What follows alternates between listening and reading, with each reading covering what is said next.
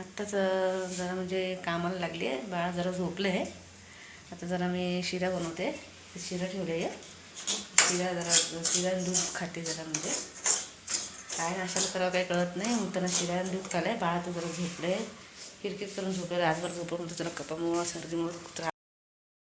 मी आता रवा भाजत आहे. तेल घालून रवा भाजते. इथं पाणी ठेवलं आहे आणि इथं आता लाल करून त्याच्यामध्ये पाणी घालून शिरा रेडी करणार आहे मी.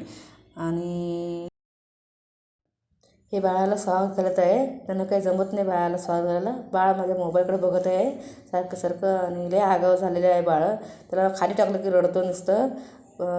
स्वाद घालताना ते पण हसतंय बघा दोघं पण. वाटतं हे झालं नुसतं ते बाळ झालं की काय बी करून दे ना. रडायला लागलाय नुसतं. घेऊन बस म्हणतोय मला. झोपत पण नाही आणि खेळत पण नाही. नुसतं घेऊन बसायचं यायला. हे बघा बघा कसं कॅमेऱ्याकडे बघतोय. त्याची नजर बघा कशी कॅमेऱ्याकडे आहे बघा. फोन चालू केला की कॅमेऱ्याकडे बघायचं. हां, काय नाही दुसरं. त्याला घेऊन बसायचं, झोपायचं नाही, काय नाही. नुसतं रडायचं, खेळायचं पण नाही. स्वयंपाक चाललाय. स्वयंपाक करा म्हटलं. आता स्वयंपाक चाललाय बघा माझा इथं.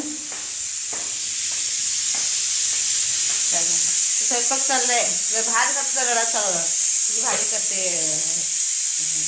दोडक्याची भाजी. मी कापूनच करते, बारीक कापून करते. कधी कधी भरून करते. भरून येणं जरा पुन्हा म्हणजे थोडं आवडत नाही. मला आवडतं म्हणून कापूनच करावं थोडंसं. कारण ते ऑइल कमी त्याच्यानं भरून करायचं. थोडं ऑइल जास्त लागतं. भात घातलंय. आता बघू करून देतो का स्वयंपाक काय करतोय. आता हे तेव्हाच करू शकतो स्वयंपाक. पाण्याचा कसं झोपणं तो असं म्हणतं ना. झोपले केव्हा उठलं काय माहिती, गॅरंटी नाही. झोपलं आता. आमचं शोमे आहे. तर शोमे आहे आमचं. तो पण झोपलं आहे. मी पटापट